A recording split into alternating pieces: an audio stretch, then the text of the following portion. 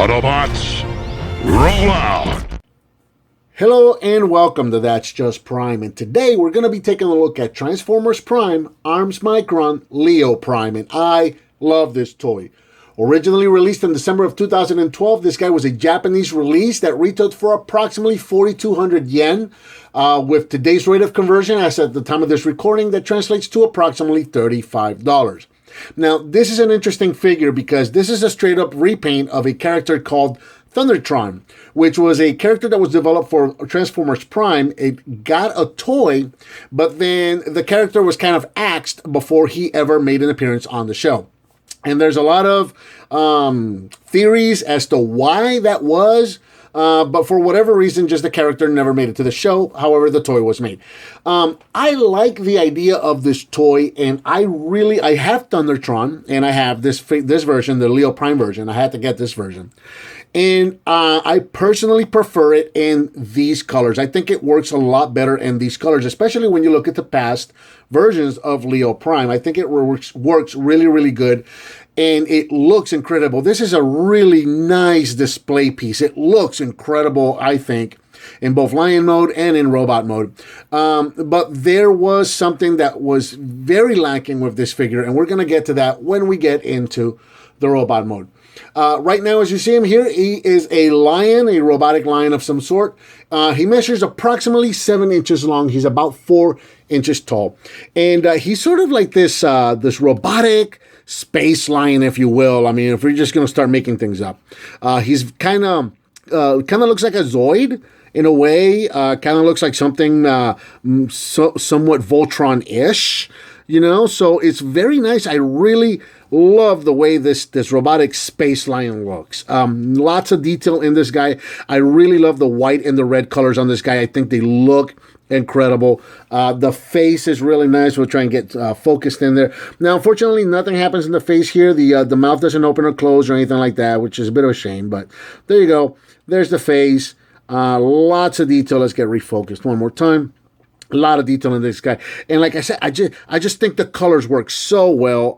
It's a fun mold. I got the Thundertron version, like I mentioned, which is mostly white and blue, but I just like this version so much better. I think these colors look really, really nice. For comparison, here he is next to the Target version of the Cybertron Leo Prime. Get him standing straight there, and there you go. That's what these guys look like together. And you see where it's coming from. You got all the reds and all the whites going on here. So that looks pretty cool. These two standing side by side. And then last comparison here, we have them next to the original Beast Wars. Beast Wars 2nd, or was it Neo? No, Neo was the Mammoth. So this is Beast Wars 2nd, the Japanese show. The original Lio Convoy right there. So you can see what these guys look like together. There you go. So yeah, a lot more robotic and kind of space looking for this guy here. Now, he does, being part of the ARMS Micron series, he does come with an ARMS Micron, or as we call them over here, Minicons. So here's his little Minicon partner. And not a whole lot to this guy. I'll try to get him zoomed in. There you go. As far as detail goes, not a lot of paint. Actually, no paint at all whatsoever. Just that one sticker right there on the chest. You can see his face. That really could have used some paint there. And then more sticker detail on the back here. That's going to come in later. No articulation, really. The arms just kind of go out to the sides. But that's going to be for transformation. Same thing as the legs. The legs can swivel forward and backwards. But again, that's going to be for transformation later. So just kind of like a little dude that's just going to stand there and keep him company. He really doesn't do much in this mode. He comes more into play when we get into the robot mode. So let's take one last look at this guy, and let's get into the transformation. So the transformation is, for the most part, and some of it is intuitive because it's what you expect, a lion pretty much just standing up. But it does do a lot of very interesting things. So we're going to start back here with the legs. And the first thing we're going to do is we're going to take this whole back fin here, this back wings, and we're going to pull these straight up and out, and they're going to separate from the main body. And that's going to allow us to bring the legs together, just like that. Now, these side wings were pegged in to the side of the thighs right there. When you bring the legs together, they're probably going to come unpegged. If they're not, just unpeg them, just like so. Straighten out the legs, and then turn them around at the top of the thighs right there. Then you're going to take the feet, and you're going to spin the feet around, And finally, you're going to take these two like red claws here and bring these around and forward. And that is pretty much going to be our legs done right there. And then these fins right here, you can just kind of position them any way you like. This whole back part here, like I mentioned, this is just going to come up and out, and that is going to help to cover up the tail. The tail doesn't really do anything. It doesn't come apart. It doesn't detach or become a weapon or anything like that. It's just going to kind of hang there. So this does help to cover it up a little bit. So there you go. There's the bottom of the robot for the most part, or not for the most part, the bottom of the robot done. Now the top of the robot is the one that's going to get a little interesting. So we're going to start right here with the legs. And the front legs are two separate pieces. So you've got this this claw piece here, and this is going to unpeg from two places. It's pegged to this side of the arm right here, and it's also pegged to the side of the body right there. So just kind of unpeg that and bring it down and out of the way, just like so. And that is going to free up these orange pieces that are going to become the forearms. So you just kind of straighten everything out. There's a couple of hinges here, and you can bring these all the way out, turn these up and over. So these red pieces are going to be like shoulder pauldrons. So turn them just like so. Straighten the arms out. And let's see, yeah, there you go. Spin them around, turn them, and finally we're going to get the fist out right here. And that's just as I thought. I had them backwards, so there we go. So one more time, bring this all the way up, straighten out the forearm all the way and bring it around, and then finally bring that fist out just like so. The front of the lion head is going to become the chest of the robot. So this whole piece is going to rotate. And again, keeping these claws out of the way here. We're going to want to take the sides of, I guess this is the mane of the lion. So just kind of, these are on the hinges, and they're very difficult to see. But there is a double hinge right there, that little gold piece in there. That's a double hinge. So just bring these all the way forward, just like so. And then we're going to rotate, bring this piece out just like that. That's going to be part of the chest. And then this whole thing, you can see the hinge right there is going to rotate toward the front right there, just like that. And it's going to click into place, as you probably heard just now. These yellow pieces are just going to open up like so, and that's going to reveal the head, which is right there. Straighten out the arms. And then finally, we're going to bring these claw pieces up and over, just like so. And then you're just going to rotate these around. And what I like to do is, you're going to create like these shoulder pauldrons. So what I do is I bring the claws down, and then I bring those triangle pieces up like so. And then just kind of straighten everything out, and you're pretty much done. Let's get them standing nice and straight and get the camera recentered. Come on, buddy.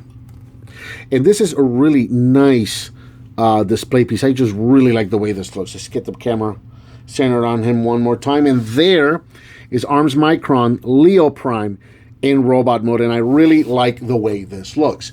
Here in robot mode, Leo Prime is approximately 7 inches tall. And again, you can see the reds and the whites and some of this translucent orange on the arm even.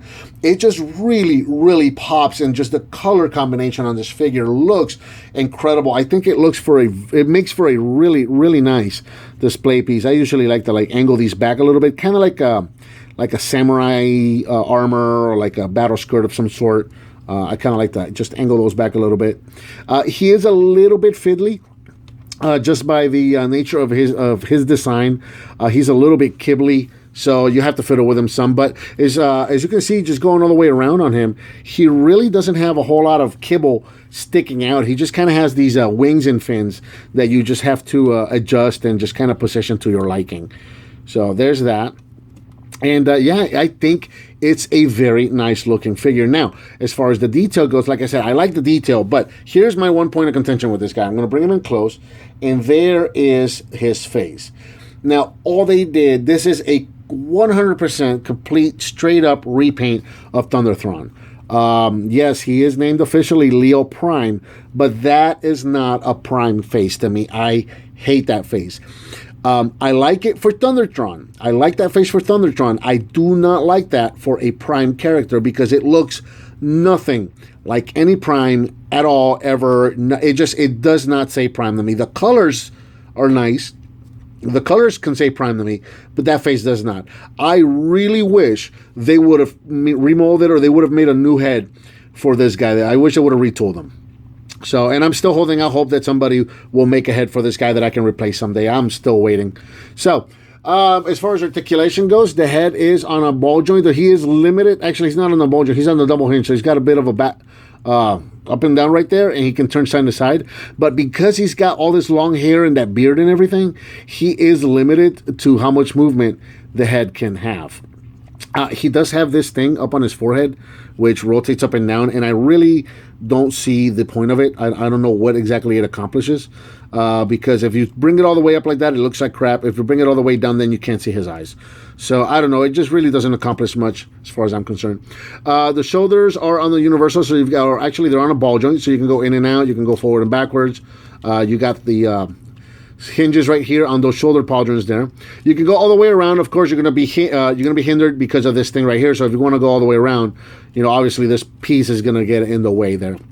You've got a swivel at the bicep. You have a complete rotation at the elbow. As you saw for transformation, the elbow would bend all the way backwards, but forwards you can get a good 90 on there.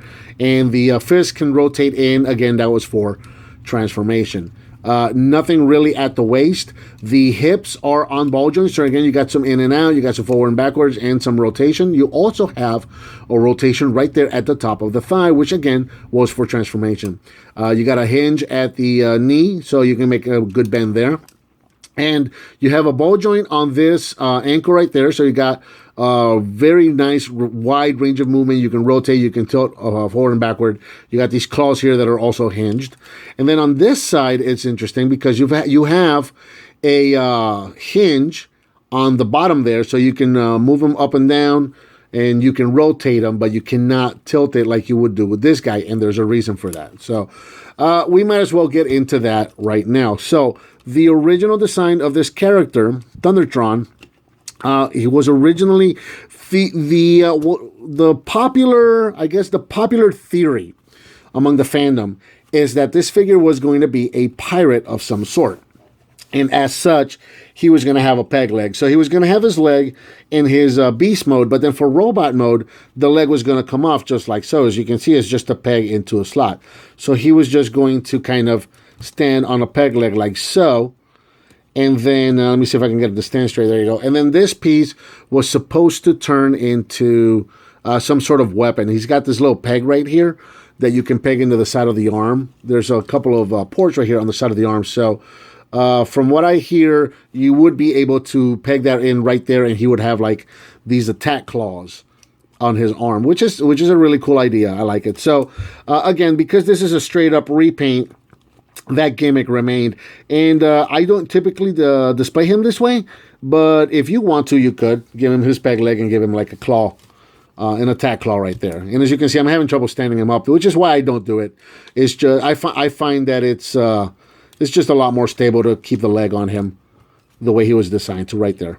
There you go. So there's almost another Tron. There's Leo Prime right there. And again, I like him. It's a good looking figure. I just really wish he had more of a Prime face to go with him. Bringing the Arms Micron back into play, the Arms Micron is going to transform into the weapon for him. Transformation is very simple. You're just going to take the arms and bring him up and over all the way and cover up his head.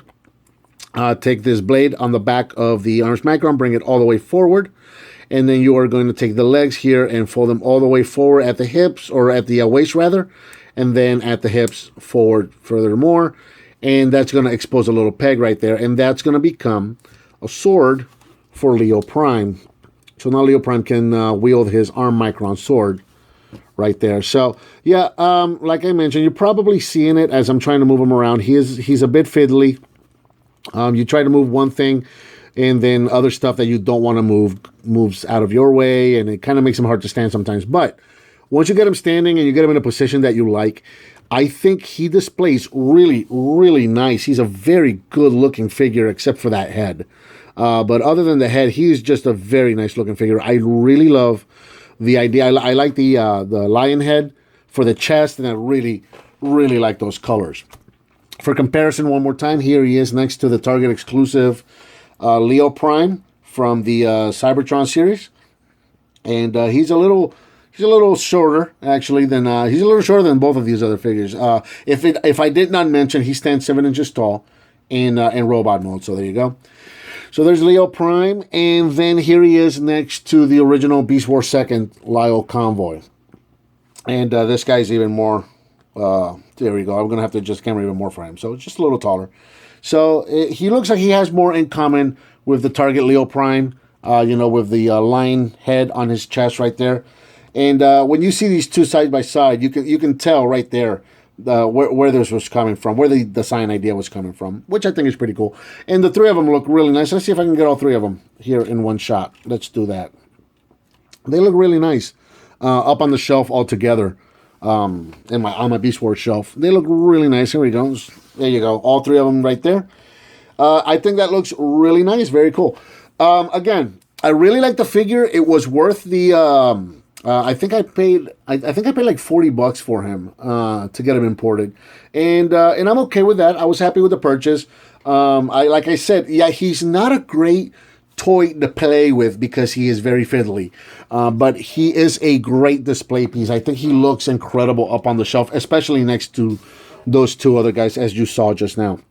My only point of contention with him is that face. If he had more of a prime face, I would probably have a little bit of a higher ranking for him on my shelf. But as it stands, there he is. He's a cool figure. I'm glad I have him.